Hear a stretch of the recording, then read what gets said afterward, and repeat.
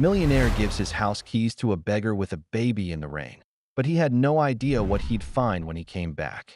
The rain hammered against the bulletproof windows of David Langford's town car. He sat in the plush leatherback seat, his Armani suit pristine despite the chaos outside, scrolling through quarterly reports on his tablet. Numbers. Always numbers. They were clean, predictable, unlike the messy world beyond his carefully constructed bubble of wealth and isolation. Traffic's backed up ahead, Mr. Langford, his driver Marcus announced, glancing in the rearview mirror. Accident on the interstate. We might miss your departure time. David barely looked up. Take the surface streets. The jet won't leave without me. His voice carried that particular tone of a man who'd never had to wait for anything in his life, who'd forgotten what it felt like to be at the mercy of circumstances beyond his control. As they turned onto Fifth Avenue, the city revealed itself in all its November brutality. Steam rose from manholes like ghosts, and pedestrians hunched against the cold, their umbrellas turned inside out by the vicious wind. David watched them with the detached interest of someone observing fish in an aquarium. Their struggles were distant, theoretical, problems he'd bought his way out of long ago. But then the car slowed at a red light, and David's carefully ordered world tilted on its axis. She stood at the corner by the old Texaco station, a figure so out of place in this gentrified neighborhood that she might as well have been from another planet. Young, maybe 25, with stringy blonde hair plastered to her skull by the rain. Her clothes, a thin jacket that had seen better years, jeans with holes that weren't fashionable but born of necessity, clung to her shivering frame. And in her arms, wrapped in what looked like a bath towel that had faded from white to gray, was a baby. The infant's cries cut through the sound of rain and traffic, reaching David even through the car's insulation. The young woman rocked back and forth, her lips moving in what might have been a lullaby or a prayer, her eyes staring at nothing with the hollow look of someone who'd run out of options. She wasn't begging. She wasn't holding a sign or rattling a cup. She was just surviving. Moment by moment, breath by breath, heartbeat by heartbeat. David's tablet slipped from his suddenly nerveless fingers, clattering to the car floor. Something twisted in his chest, a sensation he hadn't felt in so long he'd almost forgotten its name. It clawed at him, demanding attention, demanding action, demanding he remember what it felt like to be human. Sir. Marcus's voice seemed to come from very far away. Lights green. But David couldn't look away from the woman. From the baby whose cries seemed to echo in the cavern of his chest where his heart used to beat with purpose instead of mere biological necessity. The towel around the infant was soaked through. The woman's lips were blue with cold. No one should suffer like this when there's an empty bed 5 minutes away. The thought came unbidden, in a voice that sounded suspiciously like his late wife Catherine's. She'd always said things like that, had always seen need where David saw inconvenience, had always insisted that their wealth came with responsibility. Before the cancer took her voice, took her warmth, took everything that had made his life worth living. Stop the car, David heard himself say. Sir, stop the car. This time his voice carried steel, the tone that had closed billion-dollar deals and toppled competitors. Now, Marcus pulled over, hazard lights blinking. Through the passenger window, David could see the woman more clearly now. She was younger than he'd first thought, maybe 22, with the kind of face that should have been laughing at college parties or planning weekend trips with friends. Instead, exhaustion etched lines around her eyes that had no business being there. Her hands shook as she adjusted the towel around her child. Whether from cold or hunger or desperation, David couldn't tell. The rain intensified, if such a thing were possible. It came down in sheets now, turning the street into a river and the air into a wall of water. The broken bus stop offered no real shelter, just the illusion of protection while the wind drove the rain sideways, soaking everything in its path. David's hand moved to the door handle, then stopped. What was he doing? He had a plane to catch, meetings to attend, a merger to finalize. His week was planned down to the minute, every moment accounted for and optimized. He didn't do spontaneous. He didn't do messy. He didn't do. The baby's cry rose above the storm, raw and desperate and utterly innocent. David opened the door. The rain hit him like a physical blow, soaking through his $1,000 suit in seconds. His Italian leather shoes slipped on the wet pavement as he walked toward the woman, each step feeling like crossing a chasm he couldn't uncross. She noticed him approaching and tensed, pulling her baby closer. Her eyes darted left and right, looking for escape routes, for threats, for the catch that always came with kindness in her world. David could see her debating whether to run, whether this well-dressed stranger meant salvation or something worse. "It's okay," David said, raising his hands to show he meant no harm. The rain pounded his head, streaming down his face, making him blink rapidly. I want to help." The woman said nothing, but she didn't run. Up close, David could see the baby was a girl, maybe 6 months old, with wispy brown hair and cheeks red from cold and crying. The towel around her was threadbare and soaked, offering no real protection from the elements. David reached into his coat pocket, his fingers closing around the spare key to his house. He'd had it made after Catherine died, thinking he might need it for emergencies, for housekeepers, for something. He'd never used it. "I'm leaving for a week," he said, his voice barely audible above the storm. He had to lean closer to be heard, close enough to see the woman's eyes widen with something that might have been hope or might have been fear. "Business trip. My house is empty." He held out the key, its brass surface gleaming despite the gray day. "There's food, heat, clean blankets, hot water, everything you need." The woman stared at the key as if it might bite her. "Why?" she whispered, the word almost lost in the rain. David opened his mouth to give some pat answer about civic duty or charity, but what came out was the truth, raw and unfiltered. Because no one should suffer like this when there's an empty bed 5 minutes away. Because he swallowed hard, tasting rain and regret. Because someone would have done it for my wife when she was sick, if I'd let them.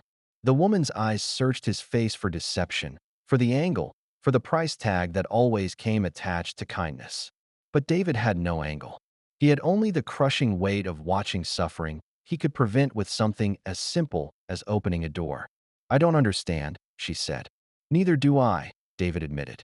"But take it, please. The address is on the tag. It's the blue house on Elm Street, the one with the white columns. Just use it. Stay as long as you need." She reached out with shaking fingers, and when she took the key, their hands touched briefly. Her skin was ice cold and rough with calluses. David wondered when she'd last eaten a hot meal, last slept in a real bed, last felt safe enough to close her eyes without watching for danger. "My name is David," he said. "Sarah," she whispered back. "And this is Emma." The baby, Emma, had stopped crying and was looking at David with those startling blue eyes that babies have, the ones that seem to see straight through to your soul. For a moment, the three of them stood there in the rain, an unlikely tableau of need and unexpected grace. "I have to go," David said finally, though he found himself reluctant to leave. "My flight." "Thank you," Sarah said, and there was something in her voice that made David's chest tight. "I don't know why you're doing this, but thank you." David nodded and turned to go, then paused. "Sarah, there's a crib in the guest room upstairs. It was my wife's, for when well, you can use it." For Emma. He didn't wait for her response. He couldn't. The weight of what he'd just done, the magnitude of trust he'd placed in a complete stranger, was beginning to settle on him like a lead blanket. He walked back to the car in a daze, vaguely aware of Marcus's shocked expression as he slid into the back seat, soaking wet and shivering. "Sir, are you all right?" "Drive," David said, not looking back at the corner where Sarah still stood clutching his key like a lifeline. "Just drive." As the car pulled away, David closed his eyes and tried to convince himself he hadn't just made the biggest mistake of his life. He'd given his house key to a homeless woman, a stranger, someone who could rob him blind, trash his home, invite her friends over for a party that would make the evening news. But when he opened his eyes and glanced back through the rear window, he saw Sarah walking in the direction of Elm Street, moving with purpose for the first time since he'd noticed her. Emma was quiet in her arms, and even from a distance, David could see something in Sarah's posture that hadn't been there before. Hope. The rain began to ease as they drove toward the airport, but David barely noticed. His mind was already a week ahead, wondering what he would find when he returned. Wondering if he'd just witnessed the beginning of something beautiful or the end of everything he'd worked to build. Wondering if sometimes, The most important decisions were the ones that made no sense at all. The key trembled in Sarah's hand as she stood before the blue house on Elm Street, Emma sleeping fitfully against her chest. The rain had gentled to a steady drizzle, but they were both soaked through, Sarah's thin jacket offering about as much protection as tissue paper. Her fingers were so numb from cold that she could barely grip the brass key, let alone fit it into the lock. This had to be some kind of mistake. Houses like this, with their perfectly manicured lawns, their gleaming white columns, their windows that sparkled even in the gray afternoon light, weren't meant for people like her. People who counted change from gas station cup holders to buy diapers. People who hadn't slept in a real bed in 3 months. Sarah glanced around nervously, half expecting police cars to come screaming around the corner or neighbors to emerge from their equally pristine homes demanding to know what trash had blown into their perfect neighborhood. But the street was quiet, wrapped in the kind of suburban silence that money could buy. Emma stirred in her arms, making the soft mewling sounds that meant she was about to wake up hungry. Again, Sarah's milk had started drying up 2 weeks ago when the stress and hunger became too much, and the last of the formula was gone. She'd been stretching it with water, knowing it wasn't enough, but not knowing what else to do. "Okay, baby girl," she whispered, pressing her lips to Emma's damp forehead. "Let's see if this is real, or if Mama's finally lost her mind." The key slid into the lock like it belonged there, turning with a soft click that sounded like absolution. Sarah pushed the door open and stepped inside, her wet shoes squelching on what looked like real marble flooring. The silence was profound, different from the street silence outside. This was the silence of a house that had forgotten how to be lived in. The foyer was larger than most apartments Sarah had seen, with a chandelier that cast rainbow patterns on the walls and a staircase that curved up to the second floor like something out of a movie. Everything was tasteful, expensive, and utterly without personality. It was like walking into a high-end furniture showroom rather than a home. But it was warm, blessed, wonderful, life-saving warm. Emma opened her eyes and looked around with the wide-eyed wonder of a baby seeing magic for the first time.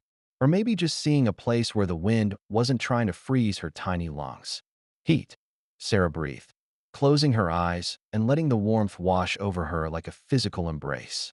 She'd almost forgotten what it felt like not to shiver, not to have her muscles cramped in a constant battle against the cold. "Oh, Emma, there's actual heat." She ventured deeper into the house, her wet footprints marking her path across floors that probably cost more than she'd made in her entire working life. The living room was a study in understated elegance, cream-colored sofas, abstract art, a fireplace that looked like it had never been used. Fresh flowers sat in a crystal vase on the coffee table, wilted now but still beautiful. Someone had been here recently. The mysterious David, probably, before he left for his business trip. The house had that just clean smell, like expensive cleaners and the faint ghost of cologne. The kitchen was a revelation. Granite countertops, professional-grade appliances, and a refrigerator that hummed with quiet efficiency. Sarah opened it with shaking hands and nearly cried at what she found inside. Milk. Real milk, not the watered-down substitutes she'd been giving Emma. Eggs. Fresh fruit. Sandwich meat. Vegetables that weren't wilted or growing mysterious spots. "Look at this, sweetheart," she told Emma, who was gnawing on her tiny fist in a way that made Sarah's heart clench with guilt. "Real food. Can you believe it?" She set Emma in the carrier she'd been lugging around, a second-hand thing with a broken strap that she'd taped back together, and started exploring the cupboards. Formula. Actual, honest-to-God baby formula. The expensive kind that Sarah had stared at longingly in store aisles before buying the generic brand she could barely afford. Her hands shook as she prepared a bottle, muscle memory guiding her through the familiar motions while her mind tried to process this impossible gift. The water from the tap ran clear and clean, not the rusty trickle from the shelters that always made her worry about what Emma was drinking. Emma took the bottle eagerly, her small hands grasping at Sarah's fingers with desperate intensity. Those blue eyes, so like her father's, though Sarah tried not to think about that, fixed on Sarah's face with complete trust, complete faith that Mama would take care of everything, would make the world safe and warm and full of milk that didn't taste like desperation. "I'm sorry, baby," Sarah whispered, stroking Emma's downy hair. "I'm so sorry you've been hungry. Mama's trying, I promise. Mama's trying so hard." While Emma drank, Sarah explored more of the house. There was a study lined with books that looked like they'd actually been read, not just displayed for show. A dining room with a table that could seat 12 but was set for one. Two guest bedrooms on the first floor, both immaculate and untouched. But it was the master bedroom that stopped her cold. The room was enormous, with windows that faced the back garden and furniture that spoke of quiet luxury. But it was the photographs on the dresser that made Sarah's breath catch. A man, David, presumably, smiling beside a woman with kind eyes and graying hair. Wedding photos, vacation shots, pictures of them at charity galas and family gatherings, his arm always around her waist, both of them glowing with the kind of happiness that couldn't be faked.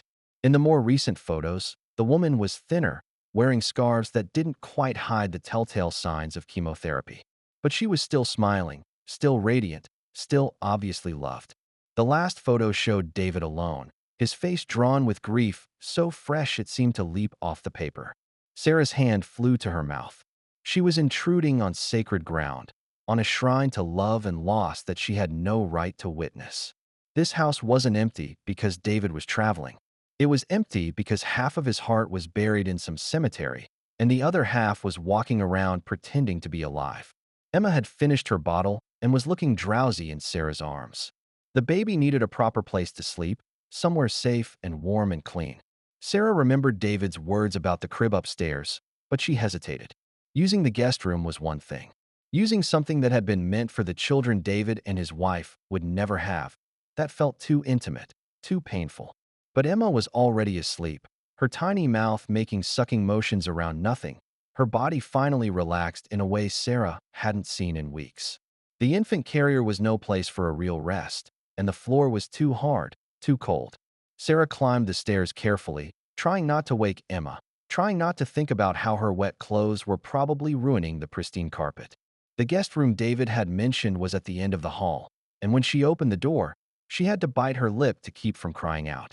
The crib was beautiful, made of rich cherry wood with carved details that spoke of love and anticipation. It had been prepared with meticulous care, soft sheets, a mobile with tiny stuffed animals, bumper pads, and soft pastels. Everything was clean and new, waiting for a baby who would never come. Sarah laid Emma down gently, watching as the little girl settled into the softest bed she'd ever known.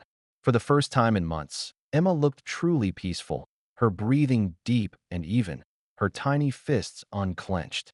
"Thank you," Sarah whispered to the empty room, to David wherever he was, to whatever force in the universe had led her to that corner, to that moment, to this impossible gift. "Thank you for giving us this." She stood there for a long time, watching Emma sleep, letting the reality of their situation sink in. They were safe. They were warm. They were fed. For the first time since Emma's father had disappeared, since Sarah's job had disappeared, since their apartment and their life and their future had all disappeared, they were okay. But safety, Sarah had learned, was always temporary. And kindness, no matter how genuine, always came with a price. The question was, what would David expect when he returned? What would he want from her? What would she be willing to give to keep Emma safe? Outside, the rain continued to fall, but it no longer sounded like judgment. It sounded like possibility. It sounded like hope. It sounded like the kind of storm that washed the world clean, preparing it for something new to grow. Sarah curled up in the chair beside the crib, still in her damp clothes, and watched her daughter sleep in luxury neither of them had ever dreamed possible. Tomorrow would bring its own challenges, its own fears, its own impossible choices. But tonight, they were home. By the third day, Sarah had established a routine that felt both surreal and desperately necessary. She woke each morning in the guest room chair. She hadn't dared use the bed, didn't dare cross that line between grateful and presumptuous. And her first sight was always Emma, sleeping peacefully in the beautiful crib, her tiny chest rising and falling with the rhythm of dreams that no longer included hunger or cold. Sarah had been meticulously careful with everything in the house. She used only what was necessary, cleaned up after herself obsessively, and tried to leave no trace of their presence beyond the gentle indent in the chair cushion where she'd spent the nights. It was a delicate balance, this gratitude mixed with terror. Grateful for the sanctuary, terrified of overstaying welcome she wasn't sure she'd ever had. On this particular morning, As Emma cooed and played with her toes in the crib, Sarah decided to tackle the laundry. Their clothes had been damp for days, and everything they owned could fit in a single load. She'd found the laundry room off the kitchen, a space larger than most bedrooms, with machines that looked like they belonged in a luxury hotel. It was while she was sorting through Emma's tiny outfits, noting the stains that spoke of too many meals stretched thin and too many nights without proper washing facilities, that she heard the sound. A key in the front door. Sarah's blood turned to ice water. David wasn't supposed to be back for 4 more days. She'd been counting, planning, trying to figure out how to leave gracefully before his return, how to express gratitude without seeming like she was asking for more than had already been given. But those were definitely footsteps in the foyer. Heavy, masculine, purposeful. Sarah's mind raced through possibilities, each worse than the last. Maybe David had changed his mind. Maybe he'd called the police. Maybe this had all been some elaborate setup, some sick game rich people played with desperate women and their babies. She crept to the laundry room door and peered around the corner, her heart hammering so loud she was sure it could be heard throughout the house. A man stood in the kitchen, but it wasn't David. This man was younger, maybe 35, with sandy hair and wearing an expensive suit that couldn't quite hide the tension in his shoulders. He was going through the refrigerator with the familiarity of someone who belonged there. Emma chose that moment to let out a delighted squeal from upstairs, the sound of a baby who had finally remembered how to be happy. The man's head snapped up, and Sarah saw his face clearly for the first time. He had David's eyes, the same strong jawline, the same aristocratic nose. Family, then. But his expression was nothing like the kindness David had shown her in the rain. It was calculating, cold, hungry in a way that had nothing to do with food. Sarah eased back into the laundry room, her mind spinning. This changed everything. David might have given her permission to be here, but this man clearly didn't know about her, and she had no way to prove her right to be in this house. She was a homeless woman with a baby, squatting in a mansion. How would that look to the police? To social services? How would it look to a judge who might decide Emma belonged somewhere else? The footsteps were moving through the house now, and Sarah could hear the man talking on his phone in low, urgent tones. She caught fragments of conversation that made her blood run cold. House is empty, just like I thought. Power of attorney won't matter if. Incompetent, clearly not fit to make decisions. Worth millions, and he's throwing it away on charity cases. Sarah's hands clenched into fists. This wasn't about her at all. This was about David, about his money, about someone who thought kindness was incompetence and generosity was weakness. Someone who was clearly David's family, and clearly his enemy. Emma's cries were getting louder now, and Sarah knew she had to get upstairs before the man investigated the sound. She slipped out of the laundry room and up the back stairs, her heart pounding with each step. The man was in the living room now, and she could hear him talking to someone else on the phone, his voice carrying clearly through the house. "I'm telling you, Mom, he's lost it completely. Giving house keys to strangers? It's exactly what we need to prove he's not capable of managing his affairs anymore. The board is already asking questions about his decision-making, and this is perfect evidence." Sarah reached the guest room and scooped Emma up, pressing her face against the baby's neck to muffle her own rapid breathing. Emma had been crying because she was hungry again, and Sarah quickly prepared a bottle with shaking hands, trying to keep the baby quiet while her mind raced through options. She could try to sneak out the back, but where would they go? Back to the shelters that were always full? Back to sleeping in her car until someone reported her to child services? Back to the rain and the cold and the constant, gnawing fear that she was failing as a mother? Or she could stay and face this man, try to explain her presence, hope that David's kindness extended to his family. But something in the man's voice, in the cold calculation of his words, told her that hope was dangerous. This was someone who saw other people as obstacles to be removed, not problems to be solved. The conversation downstairs continued, and Sarah crept closer to the top of the stairs, straining to hear. Mental health evaluation, absolutely. Any judge will see that his judgment is compromised. Grief does that to people, makes them irrational. House is worth $12 million, and that's just the real estate. The art collection alone. Incompetent to manage his own affairs, let alone a fortune that size. Sarah's stomach dropped. This wasn't just about money. This was about destroying David, about using his one act of kindness as a weapon against him. And she was the ammunition. Emma had finished her bottle and was looking up at Sarah with those trusting blue eyes, completely unaware that her mother was making a decision that would change both their lives. Sarah could run, disappear back into the anonymous masses of the desperate and displaced. It would be safer for Emma, probably. Certainly safer for David. But it would also mean that cruelty won. That the people who saw kindness as weakness, who viewed generosity as mental illness, would triumph. It would mean that David's simple, beautiful gesture, giving shelter to a stranger in the rain, would be twisted into evidence of his unfitness to live his own life. Sarah had been running for months, from Emma's father, from her mistakes, from a world that seemed determined to punish her for existing. But maybe, just maybe, it was time to stop running.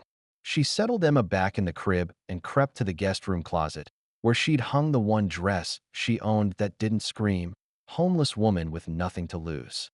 It was wrinkled and far from elegant, but it was clean, and it made her look like someone who might belong in a house like this. She changed quickly, ran her fingers through her hair, and tried to summon whatever dignity she had left. Then she walked downstairs to face David's brother. He was in the study when she found him, photographing documents with his phone. He looked up when she entered, and she saw his face cycle through surprise, calculation, and something that might have been disgust. "Who the hell are you?" Sarah lifted her chin. "I'm Sarah. David gave me permission to stay here while he's away." The man's laugh was ugly. "David gave you permission? A homeless woman? Do you have any idea how insane that sounds?" "He saw me and my daughter in the rain," Sarah said quietly. "He offered us shelter. That's not insane. That's human. That's incompetent," the man shot back. "I'm Robert Langford, David's brother, and I can tell you right now that my brother is not in his right mind. Hasn't been since Catherine died. Giving house keys to strangers is just the latest in a series of increasingly erratic behaviors." Sarah studied Robert's face, seeing something there that David's hadn't contained. Bitterness. Resentment. The kind of anger that came from watching someone else have everything you wanted and not appreciating it properly. "He seemed perfectly competent to me," Sarah said. "Kind, but competent." "Kindness is incompetence when it puts you at risk," Robert snapped. "Do you have any idea what you could have done to this house? What you could have stolen? What kind of liability you represent?" "I haven't stolen anything," Sarah said. "I've been careful with everything. Grateful for everything." Robert's eyes narrowed. Grateful enough to leave quietly? Grateful enough to forget this conversation ever happened? And there it was. The offer she'd been expecting, the price of David's kindness finally coming due. Sarah could take whatever Robert offered her, and she was sure he would offer her something, probably enough to live on for a few months and disappear. Make David's problem go away. Let Robert build his case for incompetence without the messy complication of the woman his brother had helped. It would be the smart thing to do, the safe thing. But Emma was upstairs, sleeping in a crib built with love for a child who would never come. And David was somewhere, probably not sleeping, probably wondering if his one moment of spontaneous kindness had been a mistake. "No," Sarah said quietly. Robert blinked. "Excuse me." I said no. "I'm not leaving quietly. I'm not forgetting this conversation.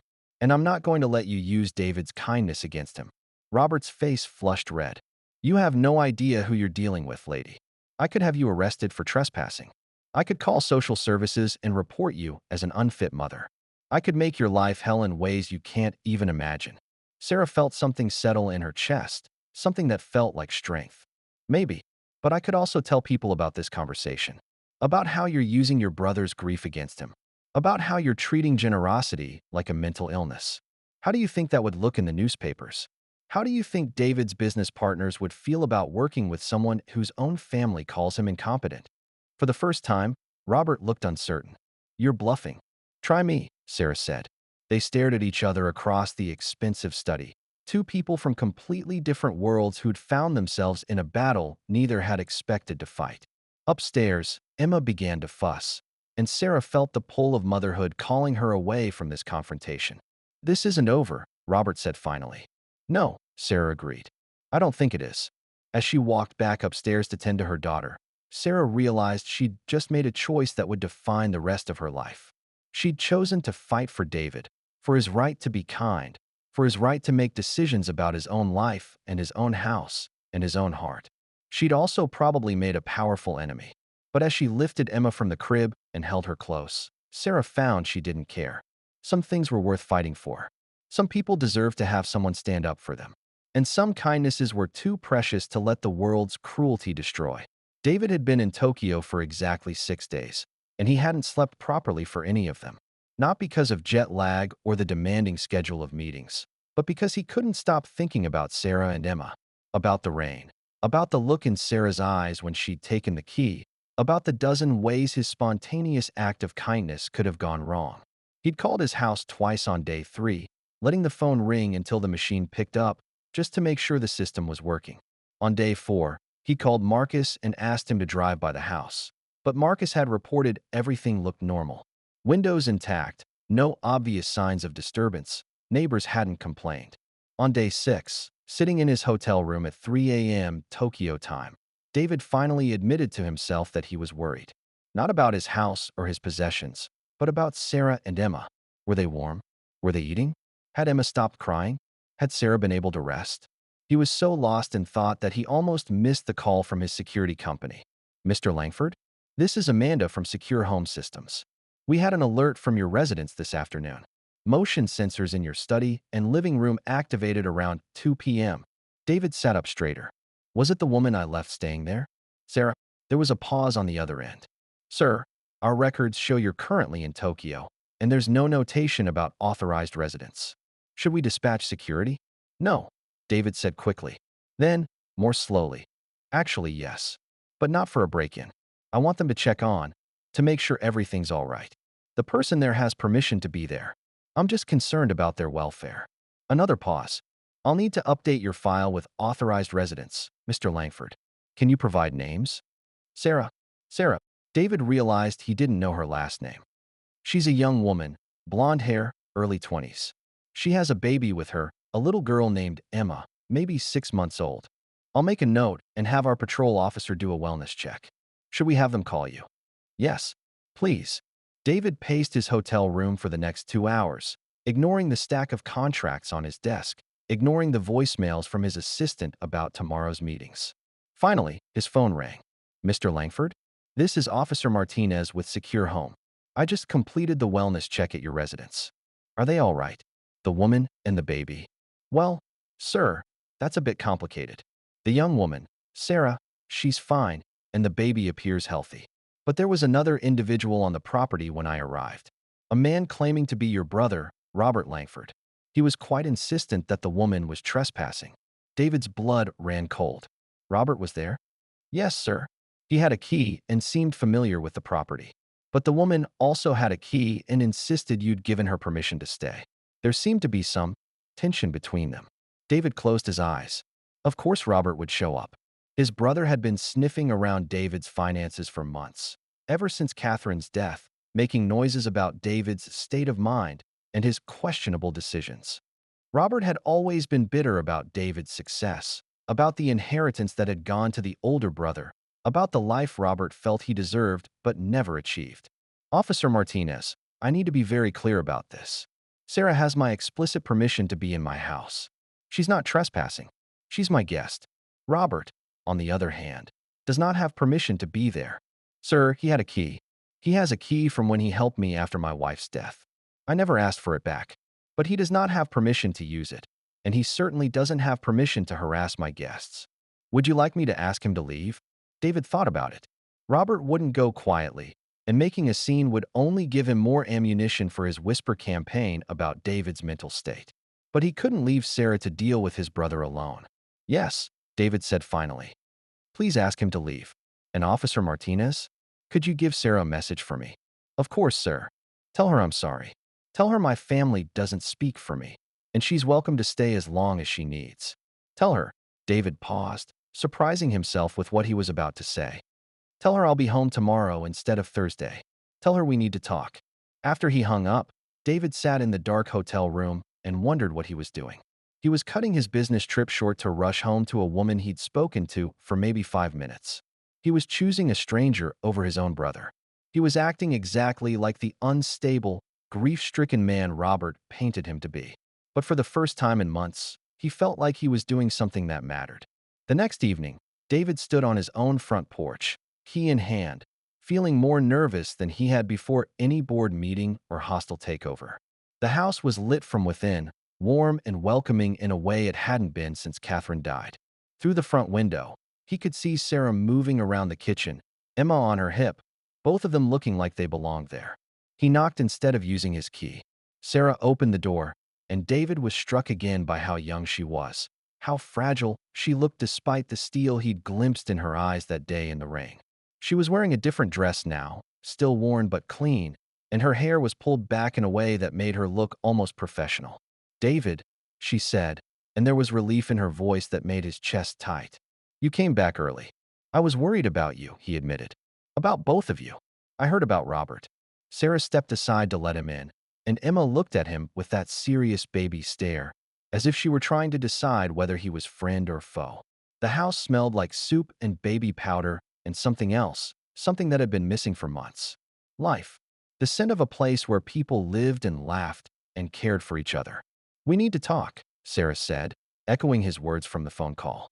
They sat in the living room, Emma on Sarah's lap, chewing on a teething ring that David was pretty sure hadn't been in the house when he left. Sarah must have bought it with money she probably couldn't spare, and the thought made him feel simultaneously grateful and guilty. "Your brother thinks I'm taking advantage of you," Sarah said without preamble. "He thinks you're mentally incompetent for helping me." David laughed bitterly. "Robert thinks I'm mentally incompetent for a lot of things. Like refusing to sell Catherine's art collection. Like donating to charity instead of reinvesting every penny. Like not being the ruthless businessman he thinks I should be. He said he's going to have you declared incompetent. Take control of your finances." David's head snapped up. "He said that to you?" "He offered to pay me to disappear. To never mention that you'd helped me. To let him build his case without complications." And Sarah met his eyes. "I told him no." The simple words hit David like a physical blow. This woman, who had nothing, who was desperate enough to accept help from a stranger, had turned down what was probably enough money to change her life rather than betray his kindness. "Why?" he asked. Sarah was quiet for a long moment, adjusting Emma's position on her lap. "Because someone once told me that every person deserves to have someone stand up for them. Someone who believes in their right to make their own choices, even if those choices seem crazy to other people." "Who told you that?" "My grandmother. She raised me after my parents died. She used to say that the world was full of people who wanted to make decisions for other people, who thought they knew better than you what was good for you. She said the most important thing was to keep the right to choose your own life, even if you chose wrong sometimes." David felt something shift in his chest, something that had been frozen for months beginning to thaw. "She sounds like a wise woman." "She was. She died when I was 18. Left me enough money for 2 years of college before." Sarah gestured vaguely. "Before life happened." "What happened, Sarah? How did you end up on that corner?" Sarah was quiet for so long that David thought she wouldn't answer. Emma had fallen asleep in her arms, and Sarah stroked the baby's hair with a tenderness that made David's throat tight. "Emma's father," she said finally. "James. I thought he loved me. I thought we were building something together. I got pregnant, and he said all the right things. Talked about marriage, about being a family. I used the last of my grandmother's money to get an apartment, to buy baby things, to prepare for our life together." She paused, and David could see the pain in her face, old wounds that hadn't quite healed. "He disappeared the week before Emma was born. Cleaned out our bank account, took everything valuable, just gone. I found out later he was married. Had been the whole time. I was just the girl on the side who got inconvenient." David felt anger rise in his chest, hot and righteous. "What did you do?" "I tried to make it work. Got a job waitressing, found a babysitter for Emma. But the sitter was unreliable, and I kept missing shifts. Got fired. Couldn't make rent. The eviction process is slow, but it's not that slow." Sarah's laugh was bitter. "You'd be amazed how fast you can go from struggling but managing to homeless with a baby when you don't have family or friends to fall back on." "No family at all. My grandmother was an only child, and my parents were too. It was always just us. And I made some bad choices in college, burned some bridges with friends. Pride mostly. I was too ashamed to ask for help until I was too desperate for anyone to believe I'd ever get back on my feet." David looked at this young woman who'd lost everything, who'd been betrayed by the man she loved, who'd fallen through every safety net society was supposed to provide, and he felt something he hadn't experienced in months. Purpose. the sense that his life might mean something beyond profit margins and board meetings. What do you want, Sarah? Long term, I mean. What would make you happy? Sarah looked surprised by the question. Happy? I. I don't know. I haven't thought about happiness in a long time. I just think about surviving. About keeping Emma safe and fed and warm. But if you could have anything? Sarah considered this, her eyes distant. I used to want to be a teacher. Elementary school. I was studying education before I ran out of money. I loved working with kids, helping them discover that learning could be fun. I was good at it. You could go back to school. With what money? With what time? Who's going to watch Emma while I'm in classes? And even if I could somehow manage school, who's going to hire a teacher with a gap in her resume and no references? David was quiet for a moment, an idea forming in his mind. It was crazy, probably. Definitely the kind of thing Robert would use as evidence of his incompetence. But it felt right in a way nothing had felt right since Catherine died. What if you didn't have to worry about money, he said. What if Emma was safe and cared for? What if you had time to figure out what you wanted to do with your life? Sarah stared at him. David, I can't take more charity. What you've already done. It's not charity, David interrupted. It's partnership. I have a problem, and you have a problem, and maybe we can solve them together. What kind of problem do you have? You're rich, successful. I'm lonely, David said simply. This house has been empty since Catherine died. I work 16-hour days because I don't want to come home to silence. I eat dinner at my desk because sitting at that dining room table alone makes me want to drink until I can't think anymore. Sarah's eyes softened. David, I'm not asking you to fix my grief, he said quickly. No one can do that. But this house, it's meant to be lived in. It's meant to have a family in it. And you and Emma, you need a place to be safe while you figure out your next step. What are you suggesting? David took a deep breath. Stay? Not as a guest, not as charity. As, I don't know what to call it. A housemate? A friend? Stay and let me help you get back on your feet. Go back to school if you want. I'll cover tuition, childcare, whatever you need. In exchange, you make this place feel like a home again. Sarah was staring at him like he'd lost his mind. You can't be serious. Why not? Because you don't know me. Because I could be anyone. Because this could be some elaborate con. Because my brother is right, and I'm losing my mind with grief? Sarah flinched. I didn't say that. But you thought it. And maybe you're right. Maybe this is crazy. But Sarah, for the first time in 8 months, I came home tonight and my house felt alive. Emma was babbling in the kitchen. You were humming while you cooked. And for just a moment, I forgot what it felt like to live in a mausoleum. Sarah was quiet, and David could see her struggling with the magnitude of what he was offering. It was too much, too fast, too generous. It was exactly the kind of thing Robert would pounce on as evidence of David's instability. Your brother will use this against you, she said finally. Let him try. I'm not incompetent, Sarah. I'm sad, I'm lonely, but I'm not incompetent. And I'm certainly capable of deciding who I want in my own home. People will talk. They'll think. They'll think what they want to think regardless. People love to gossip about widowers. Too sad, too happy, dating too soon, not dating at all. There's no winning. I stopped caring about what people think the day I buried my wife. Emma stirred in Sarah's arms, making soft, sleepy sounds. Sarah looked down at her daughter, and David could see the war playing out on her face. Hope battling with fear, desperation fighting with pride. I don't want to be your charity case, she said quietly. You won't be. You'll be my friend. My housemate. The person who makes sure I don't turn into a hermit who lives on takeout and talks to his dead wife's photographs.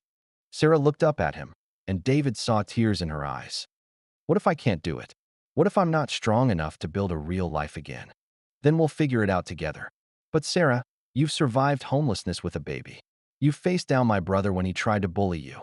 You're stronger than you know. Sarah was quiet for a long time, and David held his breath, waiting for her answer.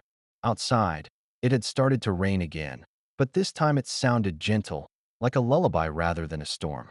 Okay, she said finally, so quietly he almost missed it. Okay, yes. But David, I need you to know something. What? I'm not going to replace Catherine. I can't be her, and I won't try to be. David felt tears prick his eyes.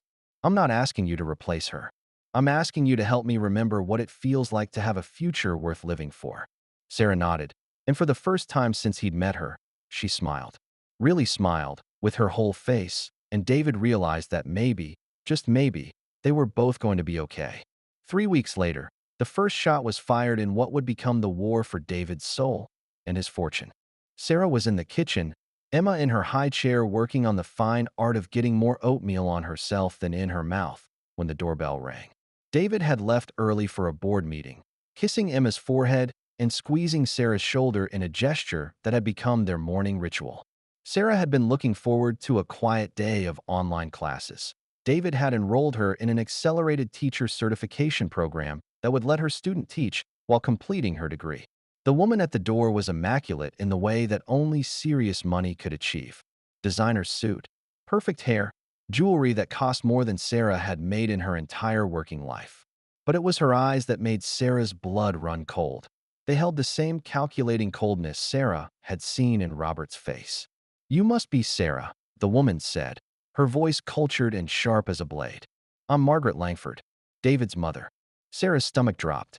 She'd been dreading this moment, had known it would come eventually. David had mentioned his parents in passing, always with a tension in his voice that suggested complicated relationships. Now Sarah understood why. "Mrs. Langford," Sarah said, stepping aside to let her in. "David's not here, but—" "Oh, I'm not here to see David," Margaret said, her gaze sweeping over the house with proprietary interest. "I'm here to see you." They sat in the living room, Emma on Sarah's lap as a kind of shield. Margaret's eyes cataloged everything. Sarah's clean but inexpensive clothes, Emma's cheerful babbling, the baby toys scattered on the Persian rug, the subtle signs that this house was no longer a monument to grief, but a place where people lived. "You've certainly made yourself comfortable," Margaret observed. "David has been very generous," Sarah replied carefully. "Generous? Yes, that's one word for it." Margaret's smile was as cold as her son Robert's. "Tell me, Sarah, what exactly are your intentions regarding my son? I don't understand. Don't you?" A young, attractive woman, homeless and desperate, meets a grieving widower with a fortune. She moves into his house, plays on his loneliness, makes him feel needed again. It's quite a common story, actually. Sarah felt heat rise in her cheeks. "It's not like that, isn't it? You've been here 3 weeks, and already he's paying for your education, providing for your child, talking about long-term arrangements. How long before you start dropping hints about marriage? About giving him the family he never had with Catherine?" The words hit Sarah like physical blows because they echoed her own fears, the doubts that kept her awake at night. Was she taking advantage of David's kindness? Was she crossing lines she didn't even know existed? "David and I are friends," Sarah said firmly. "Nothing more." "Friends?" Margaret's laugh was like breaking glass. "My dear, men don't spend tens of thousands of dollars on friends. They don't rearrange their entire lives around friends. They don't look at friends the way David looks at you." "How does he look at me?" "Like a man who's falling in love and doesn't want to admit it. Like a man who's using you to avoid dealing with his grief over Catherine. Like a man who's headed for a breakdown that will destroy everything he's worked for." Sarah's arms tightened around Emma, who had gone quiet, as if sensing the tension in the room. "David isn't having a breakdown. He's healing. By playing house with a stranger? By pretending your baby is the child he never had? Sarah, David is not well. He hasn't been since Catherine died. The board of his company is concerned. His family is concerned. His doctors are concerned." "His doctors?" Margaret leaned forward, scenting weakness. "David has been seeing a therapist. Did you know that? For depression, anxiety, what his doctor calls complicated grief. He's been prescribed medication that he refuses to take consistently. He's made increasingly erratic business decisions, including a recent donation of $5 million to a homeless shelter, money that should have gone to shareholders." Sarah felt the world tilt around her. David hadn't mentioned any of this. "He seems fine to me." "He seems fine because he's in denial. Because he's using you and your child as emotional band-aids instead of dealing with his real problems. And when the fantasy ends, when you inevitably leave or when he realizes that you can't replace Catherine, the crash will be devastating." "I'm not trying to replace Catherine, aren't you? You're living in her house, sleeping in her guest room, using the crib she picked out for the baby she never had. David talks about you like you're a miracle, like you've saved him from his grief. That's not healing, Sarah. That's avoidance." Sarah wanted to argue, but Margaret's words were finding their mark. She had wondered about the crib, about the way David sometimes looked at her and Emma with such intensity. She'd told herself it was gratitude, friendship, but what if it was something more complicated? What if she was enabling something unhealthy instead of helping? I care about David, Sarah said quietly. I'm sure you do. But caring about someone sometimes means making hard choices. Like admitting that your presence in his life might be doing more harm than good. Margaret reached into her purse and pulled out an envelope, thick and expensive looking. I'm prepared to offer you a very generous settlement. Enough to get you and your daughter established somewhere far from here. Enough to complete your education, find a good job, build a real life that doesn't depend on my son's charity. Sarah stared at the envelope like it was a snake. How much? $500,000. Sarah's vision actually blurred. $500,000. More money than she'd see in a lifetime of teaching. Enough to buy a house, to never worry about rent or food or Emma's future. Enough to disappear and let David find real healing instead of the Band-Aid solution she apparently represented. All you have to do is leave, Margaret continued. Today, pack your things, take your daughter, and go. David will be hurt at first, but he'll recover. He'll be forced to deal with his grief properly instead of hiding from it. In the long run, you'll be doing him a favor. Sarah looked down at Emma, who was reaching for Margaret's pearl necklace with the innocent greed of a baby who thought everything shiny was meant for her. What kind of life was Sarah giving her daughter? Living off the charity of a man who might be more damaged than he appeared? What happened when Margaret was right and David's fantasy crashed around them? What happened to Emma then? I need to think about it, Sarah said. Of course. But Sarah, understand this. If you stay, if you continue to enable David's avoidance of proper treatment, I will make sure everyone knows exactly what you are. The board will hear about the homeless woman who's manipulating their CEO. The media will hear about the gold digger who preyed on a grieving widower. Social services will hear about the unfit mother who's raising her child in an unstable environment. The threat was delivered with a smile, but Sarah heard the steel beneath it. This was David's mother, and she would destroy Sarah without a second thought if it meant protecting her son or protecting his fortune from someone she saw as a threat. And if I take your money, then you disappear completely. No contact with David, no telling him about this conversation, no dramatic goodbye scenes. You simply vanish, and he never sees you again. After Margaret left, Sarah sat in the quiet house and felt everything she'd built over the past 3 weeks crumble around her. Emma was napping upstairs in the beautiful crib. David was at work believing he was helping 2 people build better lives, and Sarah was holding an envelope that represented more money than she'd ever dreamed of having. She called the one person she trusted to tell her the truth. Grandma Rose Memorial Garden. The receptionist answered. How can I help you? Is Jenny Morrison working today? Sarah asked. Jenny had been her grandmother's best friend and the closest thing to family Sarah had left. 20 minutes later, Sarah sat on a bench in the memorial garden where her grandmother was buried, Emma on her lap, while Jenny listened to the whole story. Jenny was 78, sharp as a tack, and had never been afraid to speak her mind. So let me get this straight, Jenny said when Sarah finished. This man's mother thinks he's too damaged to make his own choices about his life. She thinks I'm taking advantage of him, that I'm preventing him from healing properly. And what do you think? Sarah was quiet for a long moment, watching Emma grab at falling leaves. I think I'm scared. I think I'm terrified that she's right, that I'm being selfish, that I'm hurting David without meaning to. But what does your heart tell you? My heart tells me that David was dying a little more each day when I met him, and that he's been coming back to life, bit by bit, since Emma and I moved in. My heart tells me that he laughs now, that he talks about future plans, that he's remembered what it feels like to have hope. Jenny nodded. And what does your head tell you? My head tells me that $500,000 would solve every problem Emma and I have ever had. That walking away now would be the smart thing, the safe thing. That staying might hurt all 3 of us in the long run. Your grandmother always said that the hardest choices were the ones between what was easy and what was right. Sarah felt tears start to fall. I don't know which is which anymore. Jenny was quiet for a moment, her weathered hands folded in her lap. Sarah, honey, let me ask you something. If you take that money and disappear, what happens to David? He gets proper treatment. He deals with his grief. He moves on. Does he? Or does he retreat back into that empty house and convince himself that caring about people only leads to them leaving? Does he learn that kindness is a mistake that opening your heart is just asking to be hurt. Sarah hadn't thought about it that way. I don't know. And what happens to you? Do you spend the rest of your life wondering if you abandoned the best man you ever met because someone told you it was for his own good? Do you teach Emma that love is something you run from when it gets complicated? I'm not in love with David, Sarah protested automatically. Jenny gave her a look that said she'd been around too long to fall for that kind of nonsense. Honey, love isn't just romance. Love is choosing to stay when leaving would be easier. Love is believing in someone's right to make their own choices, even when those choices seem crazy to other people.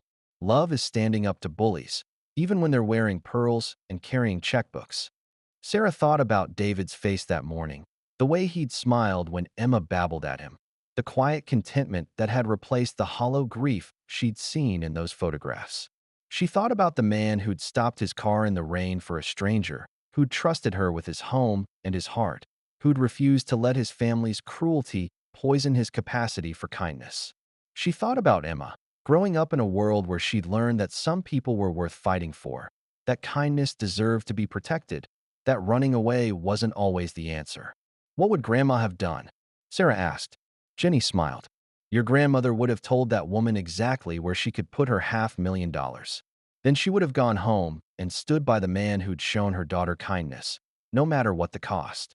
Sarah looked down at the envelope in her hands, then at Emma, who was watching a butterfly with the intense concentration of a baby discovering magic. She thought about David, probably sitting in his office right now, believing he'd finally found a way to make his life mean something again. She tore the envelope in half. What are you going to do now? Jenny asked. Sarah stood up, settling Emma more securely on her hip. I'm going to go home and make dinner. And when David gets there, I'm going to tell him the truth about everything. About his mother's visit, about her threats, about her money. And then I'm going to let him decide what he wants to do with his own life. Even if he decides his mother is right, Sarah felt something settle in her chest, something that felt like courage. Even then, because he deserves the right to make that choice himself. As she walked back to the car, Sarah realized she'd just made the most important decision of her life. She'd chosen to fight for David's right to heal in his own way, in his own time, with whomever he chose to have beside him. She'd chosen love over money, courage over safety, and hope over fear. Now she just had to hope it was enough. David knew something was wrong the moment he walked through the front door that evening. The house was too quiet, missing Emma's usual happy babbling and Sarah's gentle humming. He found them in the living room, Sarah sitting on the couch with Emma on her lap, both of them unnaturally still. Sarah? David set down his briefcase and studied her face. Her eyes were red-rimmed, and she had that particular look of someone who'd been crying and trying to hide it. What's wrong? Is Emma okay? Emma's fine, Sarah said, her voice carefully controlled. But we need to talk. About your mother's visit today. David felt the blood drain from his face. My mother was here? Sarah nodded and gestured to the coffee table, where the torn pieces of an expensive envelope lay scattered like confetti. She offered me $500,000 to disappear from your life. The words hit David like a physical blow. He sank into the chair across from her, his hands shaking with rage. She what? She thinks I'm taking advantage of you. That I'm preventing you from healing properly. Sarah's voice broke slightly. That I'm using your grief and loneliness to manipulate you. David felt something dark and furious unfurl in his chest. His mother had always been controlling, had always believed she knew what was best for everyone around her. But this was beyond anything he'd imagined she was capable of. Tell me everything, he said quietly. Every word. Sarah did, her voice steady despite the tears that had started to fall. She told him about Margaret's accusations, about the threats to expose her to the media and social services, about the devastating suggestion that David was too mentally ill to make his own decisions. With each revelation, David felt his anger deepen, crystallizing into something cold and implacable. She said, "You've been seeing a therapist," Sarah said when she was almost finished. "That you're on medication you won't take consistently." David, why didn't you tell me? David looked at this woman who'd become so important to his life, who'd just turned down $500,000 rather than betray his trust, and felt ashamed. Because I was afraid you'd leave. I was afraid you'd think I was too damaged to be around Emma. David, I am seeing someone, he continued. Dr. Patricia Winters. I started going after Catherine died because I couldn't sleep, couldn't eat, couldn't figure out how to keep living when the person I'd built my life around was gone. She prescribed antidepressants, but they made me feel numb, disconnected from everything. I'd rather feel the pain than feel nothing at all. Sarah shifted Emma to one arm and reached out to take David's hand. That doesn't make you incompetent. That makes you human. My mother doesn't see it that way. Neither does Robert. They see weakness, instability, opportunity. They've been waiting for me to crack completely so they can swoop in and take control of everything Catherine and I built together. Are you? Sarah asked quietly. Cracking, I mean. David considered the question seriously. 3 weeks ago, he might have said yes. 3 weeks ago, he'd been existing rather than living, going through the motions of life without any real engagement. But now, no, he said, surprising himself with the certainty in his voice. I'm not cracking. I'm healing. Slowly, messily, but healing. And Sarah, you're part of that. You and Emma, you've given me a reason to come home at night. You've reminded me what it feels like to have a family, to care about something beyond just surviving another day. Sarah's eyes filled with fresh tears. Your mother said I was a band-aid, that I was helping you avoid dealing with your real problems. My mother thinks any emotion that isn't controllable is a problem to be solved. She thinks grief should have a timetable, that healing should follow a prescribed path. But life isn't that neat, Sarah. People aren't that simple. David stood up and began pacing, the anger he'd been holding back finally finding its voice. Do you know what she said to me at Catherine's funeral? She said I needed to move on quickly because dwelling on loss was unproductive. She wanted me to start dating within 6 months because a man in my position needed a wife for social functions. She thought grief was inefficient. Sarah's eyes widened. She didn't. She did. And when I refused, when I told her I needed time to mourn my wife properly, she started the whisper campaign, dropped hints about my mental state to family friends, suggested to the board that my judgment might be compromised. She's been laying the groundwork for this for months. David stopped pacing and looked directly at Sarah. But you know what the real irony is? Meeting you, helping you, it's the first thing I've done since Catherine died that felt genuinely right. It's the first time I've acted on instinct instead of calculation, and it's been the best decision I've made in years. But what if she's right about some things? Sarah asked. What if I am preventing you from facing your grief properly? What if this arrangement is unhealthy for both of us? David sat back down and leaned forward, his hands clasped between his knees. Sarah, can I tell you something about grief that no one talks about? It's not a problem to be solved. It's not a disease to be cured. It's love with nowhere to go, and you learn to carry it differently, but you never stop carrying it. Sarah nodded, listening intently. Catherine will always be part of me. Always. Loving her, losing her, it changed who I am fundamentally. But that doesn't mean I can't love other people, can't build new relationships, can't find new purposes. It just means those things will be different than they would have been if she'd lived. And you think this, is healthy? David smiled, the first genuine smile Sarah had seen from him all evening. I think it's complicated. I think it's messy. I think it's real in a way nothing in my life has been real for months. And I think that's exactly what healthy looks like for someone like me. Emma chose that moment to reach for David, making her happy baby sounds and grabbing at his tie. He took her automatically, settling her on his lap with the ease of someone who'd grown accustomed to being part of her daily routine. What do you want to do about your mother? Sarah asked. David's face hardened. I want to make it very clear to her and to Robert that I'm not a broken man in need of their protection. I'm a grown adult making conscious choices about my own life. And if they can't accept that, they can remove themselves from it. David, they're your family. No, Sarah. Family doesn't threaten the people you care about. Family doesn't try to buy off your friends. Family doesn't use your grief as a weapon against you. David's voice was steel now, and Sarah could see the businessman who'd built an empire from nothing. What they're doing isn't love. It's control, and I won't tolerate it anymore. Sarah was quiet for a moment, watching David with Emma, seeing the gentleness in his hands as he helped the baby play with his watch. What happens now? Now I call my lawyer. Now I make it clear to the board of my company that any concerns about my mental fitness are coming from people with financial motives, not medical ones. Now I document everything. Their threats, their harassment, their attempts to manipulate you. And us? What happens to us? David looked at her, and Sarah saw something in his eyes that made her breath catch. It wasn't the desperate gratitude she'd feared, or the unhealthy dependence his mother had described. It was steady, thoughtful, real. What do you want to happen to us? Sarah considered the question, thinking about everything that had led her to this moment. The rain, the kindness of a stranger, the slow building of trust and friendship, and something deeper. The way David looked at Emma like she was a miracle, the way he'd supported Sarah's dreams without asking for anything in return, the way he'd trusted her with his grief and his healing. I want to stay, she said simply. Not because I need rescuing, not because you need fixing, but because this feels right. This feels like family.